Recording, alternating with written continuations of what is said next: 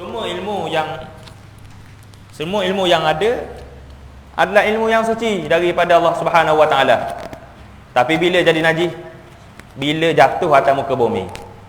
Bila jatuh atas muka bumi, ada tempat tahi lembu, ada tempat kubang kubal, ada tempat kolam renang.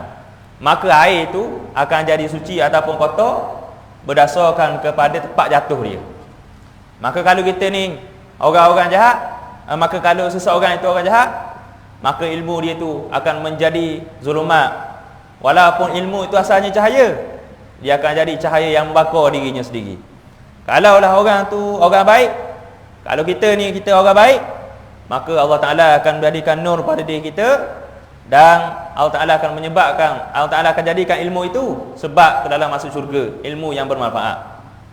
Terima kasih kepada ilmu yang menganjurkan majlis sebegini rupa. Dan pada malam ni inilah Ustaz ni orang panggil, nak kata tu guru, kita dok mengaji mulazamah, tapi kita banyak muzakarah bersama Ustaz Mazuki kita ni. Jadi kita segang juga nak cakap lebih-lebih kurang. Tak ada dia, kita tang aje mana-mana. Jadi beliau orang-orang hebat. Jadi kita cakap, walaupun ada orang hebat sekalipun, ada pepatah Arab, ada masal Arab sebut ad-dha'ifu amirus safar. Orang yang paling dhaif itu adalah ketua kepada musafir. Kerana musafir ini kena meraihkan orang yang paling rendah. Begitu juga perjalanan seseorang dalam nak menghadapi belajar ni. Yang pertamanya kita nak kenal dulu dengan pengarang kitab kita ni, Syihabuddin Romli. Syihabuddin Romli. Syihabuddin Romli ni adalah Romli Pok, Romli ayah. Bukan Romli yang mengarang kitab Nihayah. Adapun Romli yang mengarang Nihayah adalah Romli Muhammad Romli. Kenal dulu. Syihabuddin Romli ni anak murid kepada Syekh Zakaria Al-Ansari, Syekhul Islam. Syekhul Islam pula belajar dengan Imam Ibn Hajar Al-Asqalani. Sebab itu Syekh Zakaria Al-Ansari digelar orang yang hidup di antara dua butir batu. Sebab apa dua butir batu? Dia belajar dengan Ibn Hajar Al-Asqalani dan dia mengajar Ibn Hajar Al-Haytami. Jadi Imam Ibn Hajar Al-Haytami ni sempat dengan dua orang, Romli ayah dan Romli anak, belajar sama belaka. Tapi tidak ada perbezaan, masing-masing jadi orang alim belaka. Ayah dengan anak semua alim ulama belaka. Itu siti masalah, sekadar lalu sajalah. Makamnya di Mesir berdekatan dengan Babul Futuh. Seberang daripada makam Imam Sya'rani ada makam Imam Romli ayah dan juga Imam Romli anak. Siapa-siapa nak tengok panjang tentang cerita Imam Romli anak, Imam Romli Pok, boleh buka kitab At-Tabaqatul Kubra yang dikarang oleh Syekh Abdul Wahab Asy-Sya'rani. Selesai masalah. Habis. Baik. Jadi saya di hadapan saya ni, saya gunakan Tabaq Halabi. Jadi kalau ada perubahan, kalau ada apa-apa tambahan ataupun kekurangan pada nuskah saya, orang depan saya kena tegur. Biar orang kata siapa, biar saya tahu apa kau yang kurang dan apa yang tambah untuk menjadi majlis kita ni lebih lekat. Baik, sebelum saya terlupa, kita baca dulu Al-Fatihah kepada pengarang kitab kita ni. Mudah-mudahan dengan berkat Al-Fatihah kepada pengarang Ahmad Romli ni, Syekh Ahmad Romli ni, Allah Ta'ala akan menjadikan kita juga menyusul beliau dalam keadaan orang baik dan mencurah jasa kepada umat dalam keadaan yang diredai oleh Allah Subhanahu wa Ta'ala. Bisiri asraril Fatihah.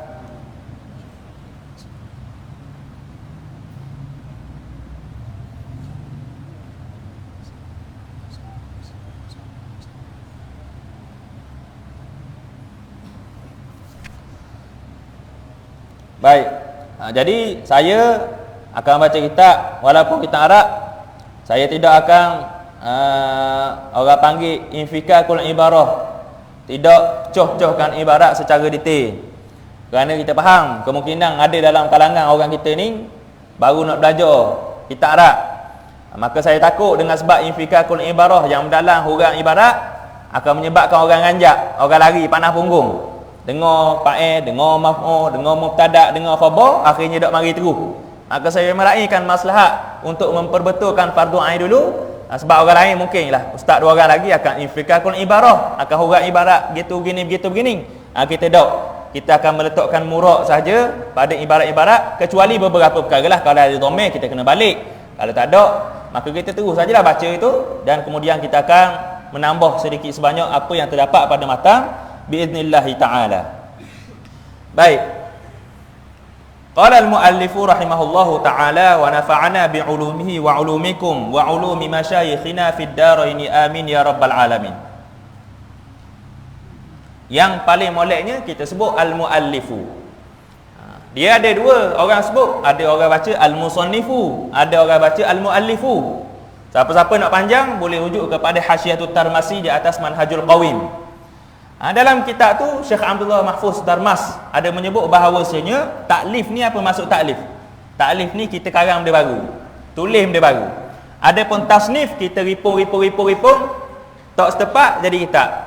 Maka yang moleknya kita sebut taklif, kerana musannif kita ataupun pengarang kitab kita ni akan buat perkara baru, sama ada dari sudut manhaj susunan kitab ataupun dari sudut apa yang dia letak masalah-masalah baru.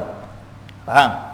Jadi nak baca muallif ke musannif boleh belaka, tak ada masalah. Kata pengarang rahimahullahu taala, bismillahirrahmanirrahim. Qala asy-syaikhu al-imam. Bismillahirrahmanirrahim, dengan nama Allah yang Maha Pemurah lagi Maha Penyayang. Kejap kita buka ni. Baik.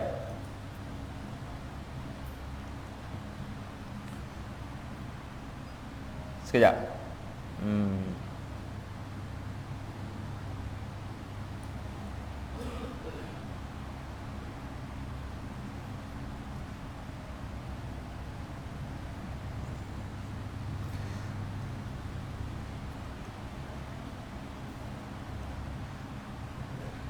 Qala al-muallifu rahimahullahu ta'ala wa nafa'ana bi'ulumihi fid darain amin ya rabbal alamin. Bismillahirrahmanirrahim. Amma ba'd. Bismillahirrahmanirrahim, dengan nama Allah yang Maha Pemurah lagi Maha Penyayang. Ar-Rahman, al-mun'imu bijalailin ni'am. Yang penyayang tu, yang Maha Pemurah tu, pemurah tu maksudnya Allah Ta'ala memberikan kepada kita nikmat-nikmat yang besar, nikmat-nikmat zahir. Ar-Rahim itu pula adalah al-mun'imu bidaqa'iqin ni'am. Allah Ta'ala ni memberi nikmat dengan nikmat-nikmat yang halus, seperti nikmat iman, nikmat Islam, nikmat yang kita tak nampak. Dengan nama Allah yang Maha Pemurah lagi Maha Penyayang. Amma ba'du. Kitab kita ni rekah. Jadi oleh kerana dengan sebab rekah tu, maka kita Allahumma salli ala sayyidina Muhammad baca dengan tambahan sedikit sebanyak daripada syarah dan juga hasyiah. Baik. Kebiasaannya ulama yang bernama Ahmad akan digelar sebagai Syihabuddin. Ni Syekh Ali Jumaah, dia ada pernah cakap dalam TV, orang tanya sebab apa nama Ahmad Syihabuddin, nama Muhammad Syamsuddin, Ali Nuruddin, Ibrahim Burhanuddin. Di Syekh Ali sebut ini laqab yang telah turun-temurun dalam dunia Islam. Jadi kalau orang tu nama Ahmad, biasanya gelarannya Syihabuddin. Kalau orang tu nama Muhammad, maka gelarannya adalah Syamsuddin. Jika sekiranya orang tu nama Ali, maka Nuruddin, gelaran dia. Laqab. Ataupun Ibrahim digelar sebagai Burhanuddin. Kemudian disebut amma ba'du. Adapun selepas daripada itu, amma ba'du ini dalam bahasa Arab dipanggil sebagai faslul khitab. Apakah faslul khitab? Faslul khitab ini mudah cakapnya adalah yang memisahkan antara pendahuluan dengan isi, dengan tujuan sebenar karangan kitab gitu. Itu faslul khitab. Faslul khitab ini, orang yang pertama menggunakan faslul khitab adalah Nabi kita Muhammad sallallahu alaihi wasallam. Ada perbincangan panjanglah boleh tengok dalam kitab Muntahassul yang dikarang oleh Syekh Abdullah Sa'id Al-Lahji. Siapa dulu yang tulis, siapa dulu yang guna faslul khitab. Tapi yang jumhur ulama sebut Nabi kita Muhammad sallallahu alaihi wasallam orang pertama guna faslul khitab. Apa faslul khitab ni? Faslul khitab ni kita cakap bismillah, alhamdulillah, wassalatu wassalamu ala rasulillah wa ala alihi washabihi wa mawalah. Terima kasih kepada pengurusi majlis, pimpinan, ustaz, asatizah, semua sekali. Itu mukadimah. Tujuan nak cakap tu ke? Tak. Tujuan kita nak cakap, kita nak belajar. Mu buat apa dok rasa berok comel, mu ni buat apa tayang mu dok comel ambil semayang gitu gini. Tu tujuan dia. Mukadimah, antara mukadimah nak pergi kepada isi, kita letak amma ba'du tengah. Itu faslul khitab. Jadi Nabi sallallahu alaihi wasallam dengan fasahah yang Allah Taala kurniakan kepada Nabi, Nabi cakap ada faslul khitab. Sebelum daripada itu, orang Arab Quraisy ni dia cakap tak ada mukadimah. Dia teguh kepada tujuan cakap dia. Jadi Nabi mari, kalau kita ni sebut amma ba'du dengan niat mengikut sunnah Nabi, maka kita boleh pahala juga semata-mata dengan menyebut amma ba'du. Qala bayanu ma la budda minhu minal furudil wajibati ala madhhabil imam Syafi'i rahmatullahi alaih. Qala Rasulullah sallallahu alaihi wa alihi wasallam talabul ilmi faridatun ala kulli muslimin wa muslimatin. Bayanu ma la budda minhu. Ini satu keterangan ma la budda minhu. Apa yang menjadi keperluan. La budda minhu ni asalnya tidak dapat tidak. Tapi terjemah tidak dapat tidak ni sudah tidak masyhur di kalangan orang Melayu. Maka kita letak barang yang jadi keperluan. Nak dok nak, orang Terengganu cakap nak dok nak. Sama je, nak dok nak ke, tidak dapat tidak ke. Nak dok nak. Daripada perkara itu minal furudil wajibah. Perkara-perkara furud, yakni kefarduan yang wajib ala madhhabil Imam Syafi'i, di atas mazhab Imam Asy-Syafi'i rahimahullahu taala. Mazhab ni apa mazhab? Mazhab ni kita sebut sebagai jalanan. Baik, adakah dengan semata-mata bermazhab orang itu akan jadi taksub? Tidak. Macam mana orang tu nak jadi taksub? Dalam mazhab, walaupun sekarang ini, masa zaman sekarang ini, tujuan kita belajar ilmu fiqh semata-mata untuk memahami kalam Imam Nawawi dan Rafi'i sahaja. Tidak lebih daripada itu.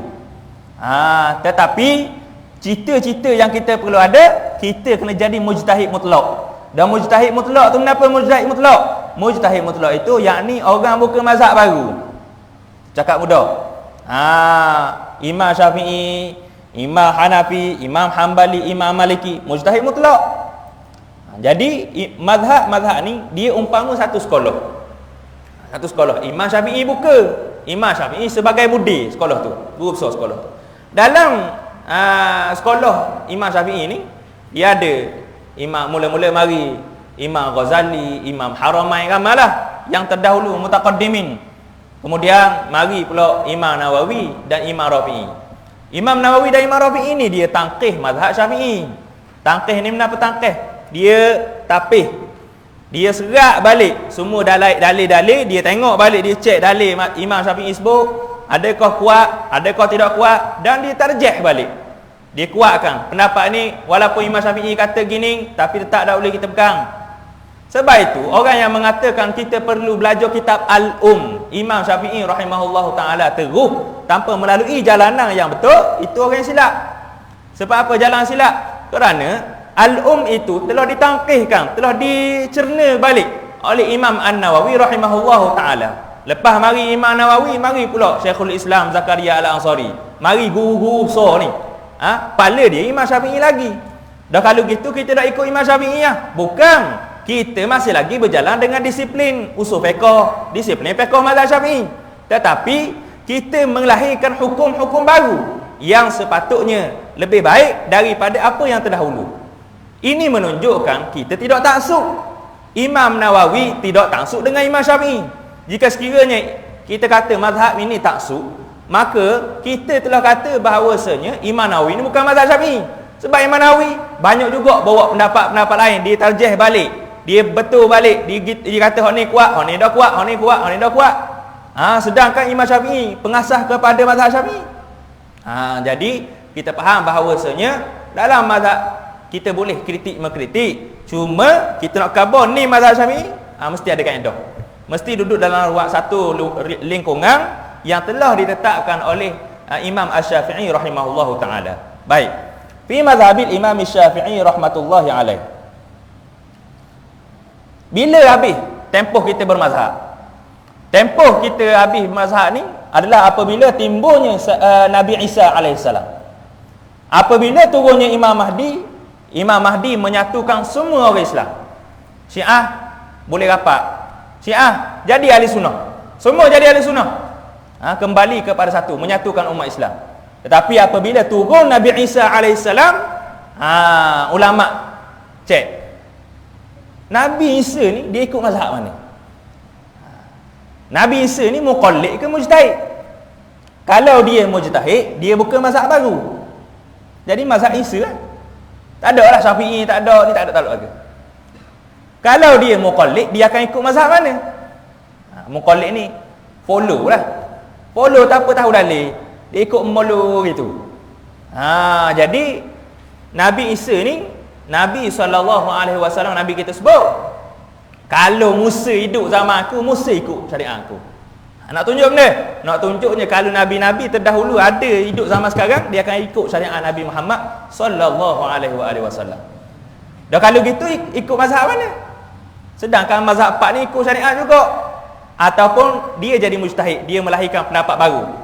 Maka kata ulama, Nabi Isa tidak mujtahid, tidak muqallid, tidak orang pembuka mazhab baru, dan tidak juga mengikuti mana-mana mazhab. Dan Nabi Isa macam mana? Nabi Isa akan terus memahami daripada Quran saja. Bukti mana? Bukti Nabi Muhammad kata kalau Musa hidup zaman aku, Musa akan ikut Quran. Maka pendapat-pendapat tu akan dikumpulkan balik apabila Nabi Isa turun, dan Nabi Isa akan tentu balik. Dan tu dalam orang panggil khasais an-nubuwah, khususiat Nabi Muhammad sallallahu alaihi wasallam. Apabila Nabi Isa turun, Nabi Isa menyatukan semua orang manusia. Imam Mahdi turun, Imam Mahdi menyatukan orang Islam. Syiah jadi ahli sunnah, semua jadi ahli sunnah. Tapi bila turun Nabi Isa alaihissalam, Kristian masuk Islam. Sebab apa?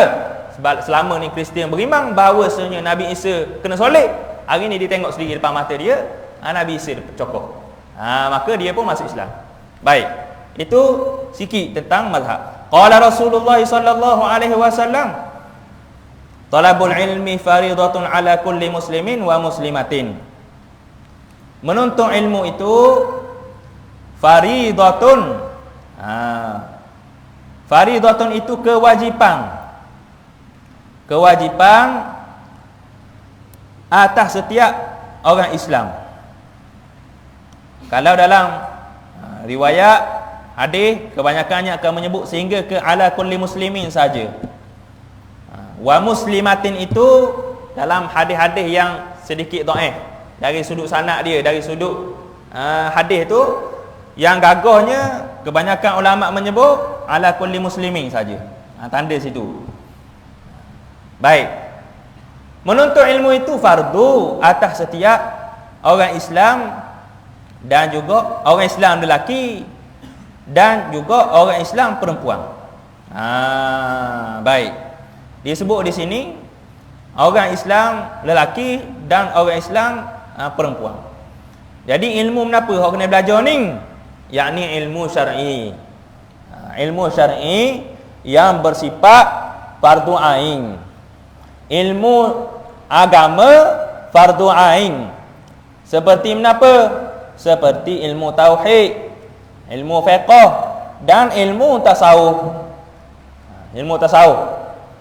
Maka setiap daripada manusia yang baligh wajib belajar ilmu tiga ni. Wajib belajar. Jika sekiranya dia tak mampu belajar tiga ilmu ni kecuali dengan ilmu-ilmu yang lain. Contohnya kenapa? Contohnya dia kena belajar ilmu nahwu untuk memahami ilmu fiqh, maka ketika itu jadi fardu ain dia belajar juga ilmu nahwu. Sebab apa? Dia nak faham fiqh, dia kena ada ilmu nahwu dulu. Faham? Jadi, kita nak sebut bahawasanya ilmu yang bersifat fardu ain itu yang wajib belajar. Kemudian disebutkan pula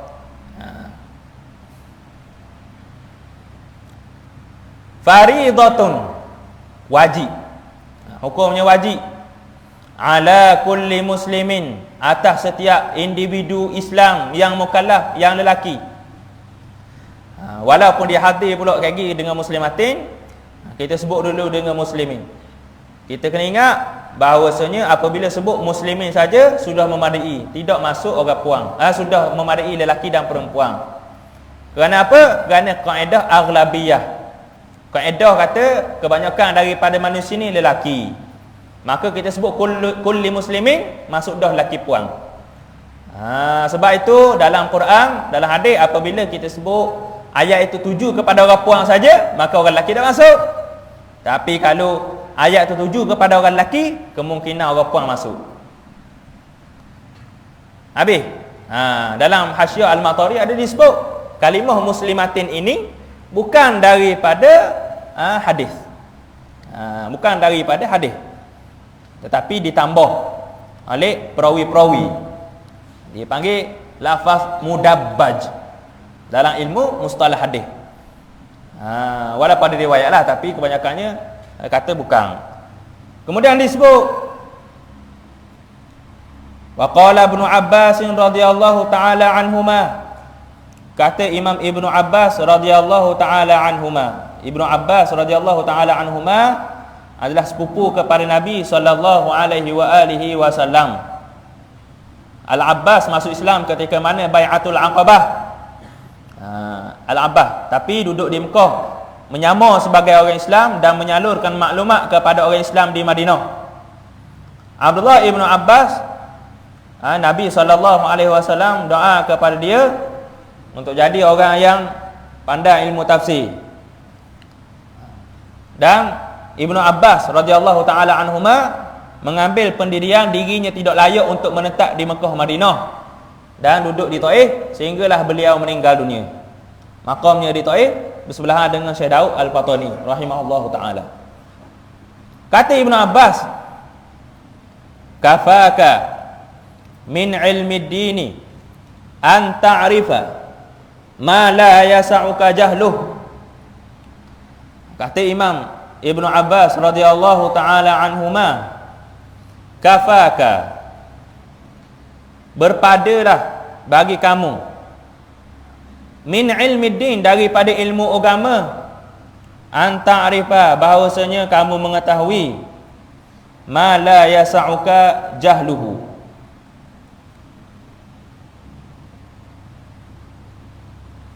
ma la yasa'uka jahluhu tu maksudnya apa yang tidak, sekejap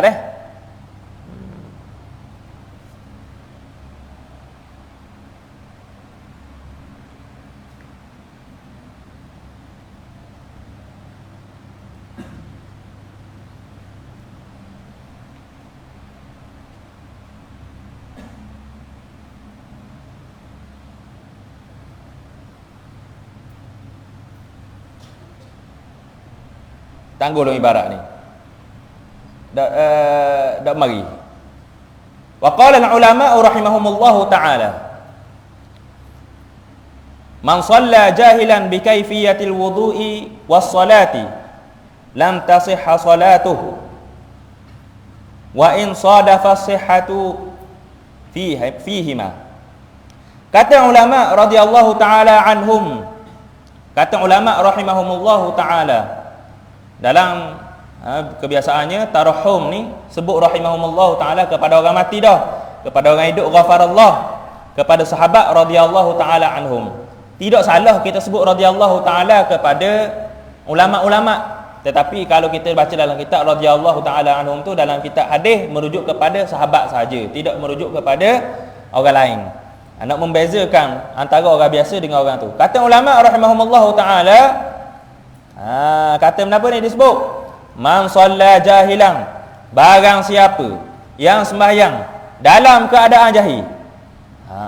Barang siapa yang bersembahyang dalam keadaan jahil, bi kaifiyatil wudu'i, dengan tata cara wuduk, dengan cara wuduk, was salati, dan juga sembahyang, lam tasihha salatu, tidak sah sembahyang.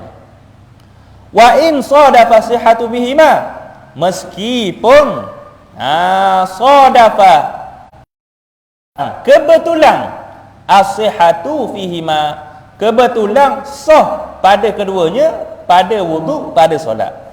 Ini nak sebut kenapa sini?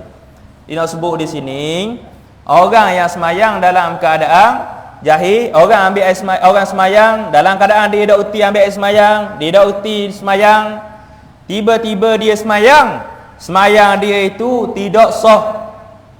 Semayang dia itu tidak sah. Baik, ilmu tu. Jadi adakah sah? Kata ulama rahimahumullahu taala, tidak sah. Tidak sah.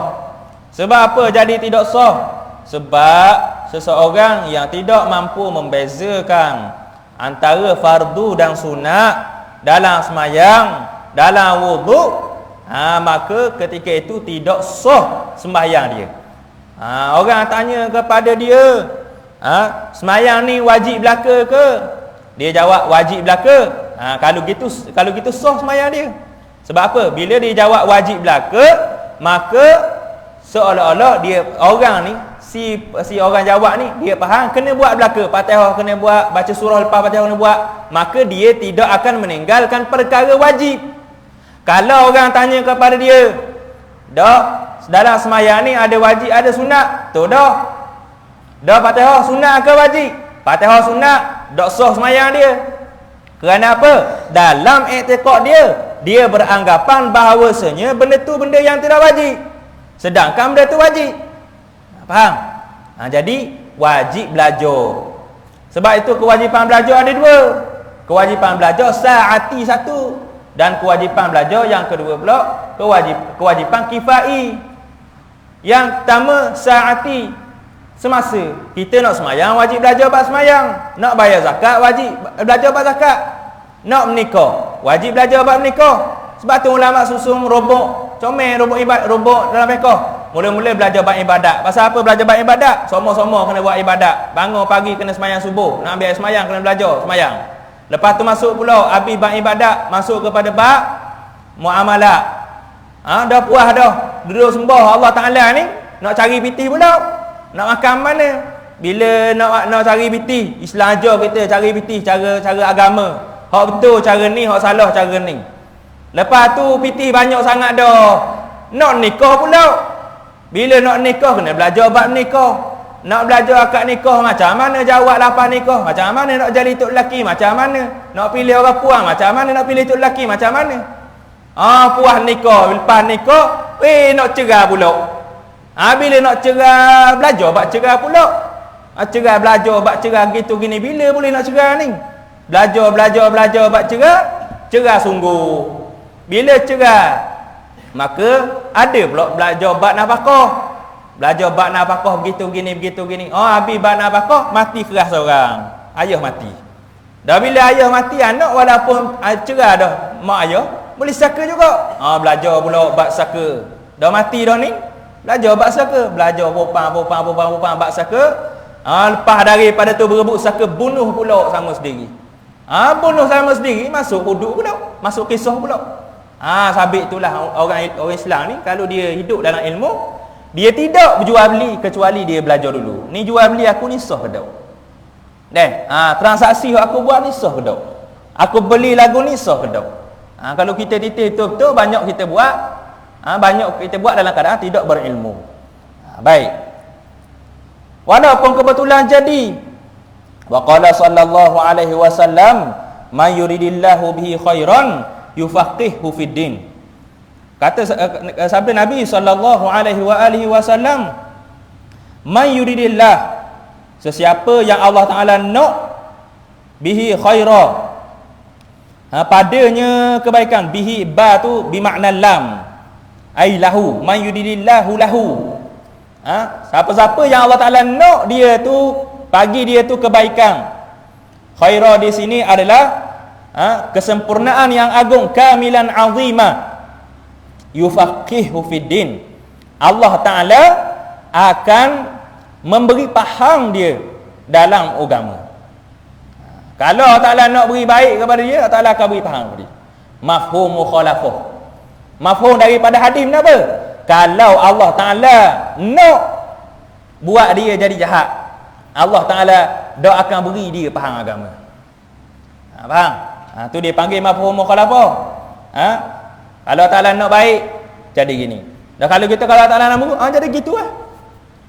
Jadi kita kena jaga baik-baik. Sebab tu Al-Imam Nawawi sebut dalam Muqaddimah Minhaj, sebaik-baik ibadat ni adalah belajar, menuntut ilmu. Tak ada dah dalam atas muka dunia ni ibadat yang paling tinggi sekali martabat dia kecuali martabat menuntut ilmu. Yalah semayang, betul dah semayang. Semayang tu rukun Islam. Ni selain daripada rukun Islam ni. Jadi sebab tu kena jaga baik bab belajar. Ada seorang ulama Azhar. Saya dah ingat nama dia. Cuma ada dalam kitab tabaqat orang-orang Azhar kau biasa kenal dengan seorang ni. Dia belajar tiap-tiap minggu. Dia hidup cuma 4 hari je. 4 hari je dia hidup. 3 hari tidur. 3 hari tidur. Sepanjang hidup dia dok rajin sembahyang Jumaat. Bukan je sengeleng dok sembahyang Jumaat. Kan cerita. Cuma dia dok sembahyang Jumaat sebab dia kejut. Faham? Dia tu 4 hari tu kali 24 jam tak berhenti baca kitab, belajar semua. 3 hari tidur kerah. Mati yang sudah ubahnya. Hari Sabtu keluar. Jadi itu himmah orang dulu-dulu. Dalam kitab Allahumma salli ala sayyidina Muhammad, Syekh Abdul Fattah Abu Ghuddah cerita bab orang-orang yang jaga masa dia dalam bab belajar. Siapa tahap dia nak makan nasi, nak buka nasi. Orang tolong suap mulut dia. Sebab tu Syekh Ahmad Nawawi sebut, kalau orang ni nak pandai, nak sungguh ilmu ni, jangan tinggal kitab Syekh Abdul Fattah Abu Ghuddah. Dah ingat lama, tapi tak apa, sebut dulu. Qimatuz zaman indal ulama. Ingat dah lama. Tengah dia baca kitab ni, dia lapar perut, dia panggil bini dia suap mulut. Ada ulama tu duduk dalam tandas, masuk dalam tandas, dia takut ilmu dia hilang daripada dia ni, suruh anak murid mari duduk depan pintu tandas, tulis kitab. Kita apa dah? Kena jaga molek lah. Kena biar sungguh sama. Biar hidup kita ni nak tahun dia baru sama. Tengok hari ni ada dak kenaikan kita. Jadi kebleber pula dak ngajar dah aku. Tak apalah.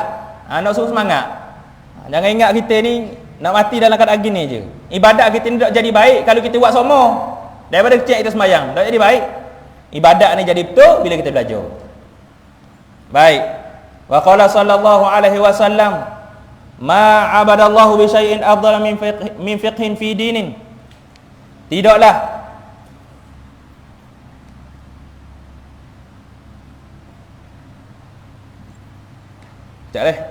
hadis tadi muttafaqun alaih, may yuridillahu bi khairan yufaqihu fid din, hadis muttafaqun alaih, diriwayat oleh Imam Bukhari dan Imam Muslim. Kata Nabi sallallahu alaihi wasallam, ma abadallahu, dia kaedah dalam hadis. Hadis tu hadis yang dhaif. Hadis tu hadis dhaif. Bagi orang yang mendalami ilmu mustalah, kita tak boleh sebut sabda Nabi. Kita kena sebut hadis menyebut sedemikian. Kita tak boleh sandarkan kepada Nabi. Ni cara sebut. Tapi kalau orang awam ni tak ada masalah lah. Cuma bagi orang yang mendalami, dia tak boleh sebut, oh ni sabda Nabi, hadis bawa hadis lemah. Tak boleh. Dia dalam tertib dia kena sebut ada hadis sebut.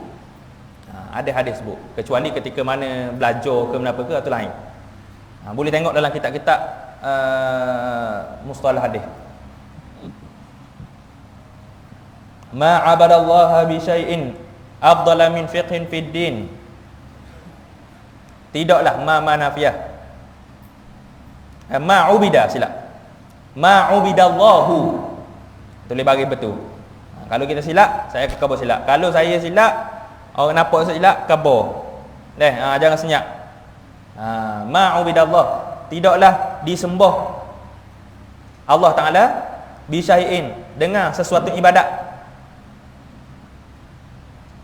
afdala min fiqhin fid din, lebih baik, tidaklah disembah Allah Ta'ala, tidaklah ada sesuatu ibadat yang lebih baik daripada fiqhin fid din, lebih daripada memahami agama. Hadis ini wallahu taala a'la wa alam, tidak ada apa-apa takhrij yang disebut dalam kitab depan saya ni. Ada. Rawahu Tirmizi. Tulis rawahu Tirmizi. Imam Tirmizi riwayat. Qala qawaidul iman.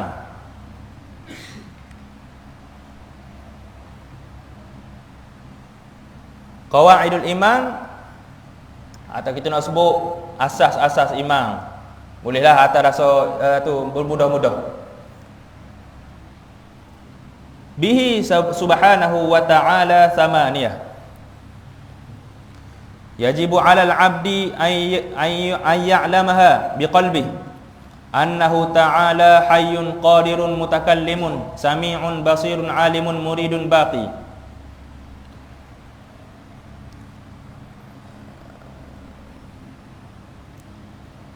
Baik, dalam kitab kita ni, pengarang kitab kita ni tidak mendatangkan sifat 20.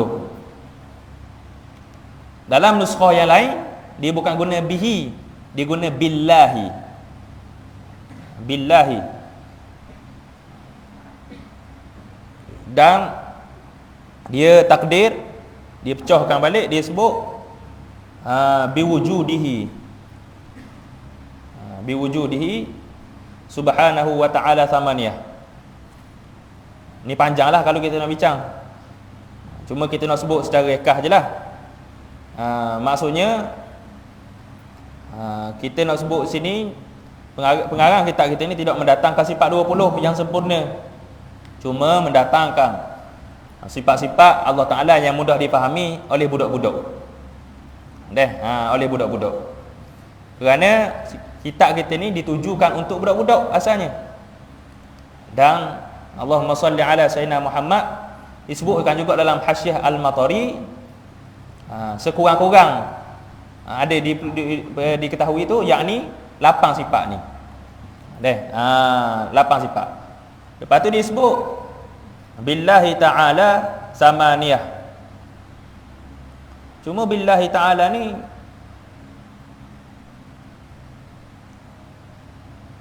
sekejap nampak je kita kecil.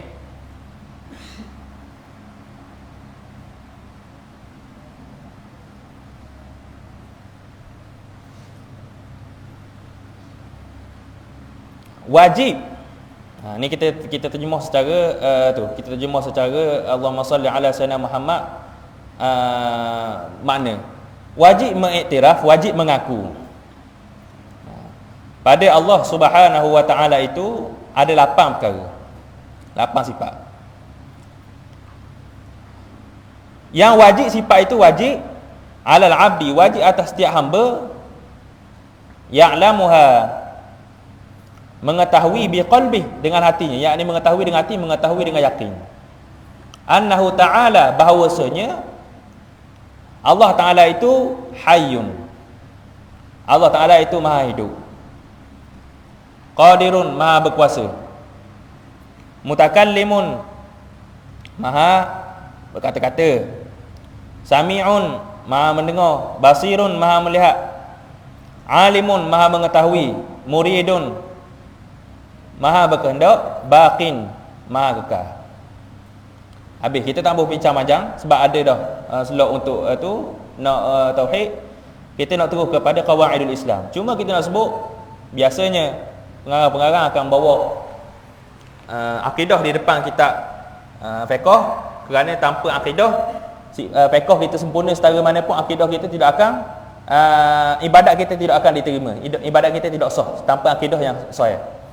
Kalau orang tu akidah dia sahih tapi fiqh dia tak molek, walaupun dia tak sembahyang sekalipun, situ Allah Ta'ala boleh masuk lagi dia ke dalam syurga. Maksudnya dia ni ada dah asas dia tu betul dah. Sebab ada satu kisah yang dibawa oleh alim ulama. Ada seorang ni, dia Allahumma salli ala sayyidina Muhammad, kerja curi kain kapan mayat. Semayang bang tak rajin. Petang orang tanam mayat, malam dia dicabut kain kapan jual pasar. Jadi bila dia mati, anak dia mimpi bahawasanya ayah dia ni masuk syurga, sedangkan ayah dia ni tak pernah semayang, tak pernah bayar zakat. Maka ulama tadi mentafsirkan, ni bukan dalil. Ni bukan dalil, ini bisyarah saja. Kemudian dibawa kepada orang alim ni cerita bahawasanya ayahmu ni ada akidah yang comel. Bila akidah yang comel, walaupun pekor ini Allah Taala ampunkan dosa dia. Dengan sebab kepercayaan dia kepada Allah Taala yang betul. Kalau kepercayaan dia salah, maka pekor dia tu jenglah. Qawaidul Islam ini wallahu taala a'la wa a'lam. Sallallahu ala sayyidina Muhammad wa ala alihi wa sahbihi wa baraka wasallam. Walhamdulillahirabbil alamin. Barang-barang KIV tu minggu depan kita sebut malah. Allahumma aghnina bil ilmi wa zayyinna bil hilmi wa akrimna bit taqwa wa jamilna bil afiyah wa aqiqna bit taqwa wal istiqamah. Sallallahu ala sayyidina Muhammad wa ala alihi wa sahbihi wasallam. Alhamdulillahirabbil alamin.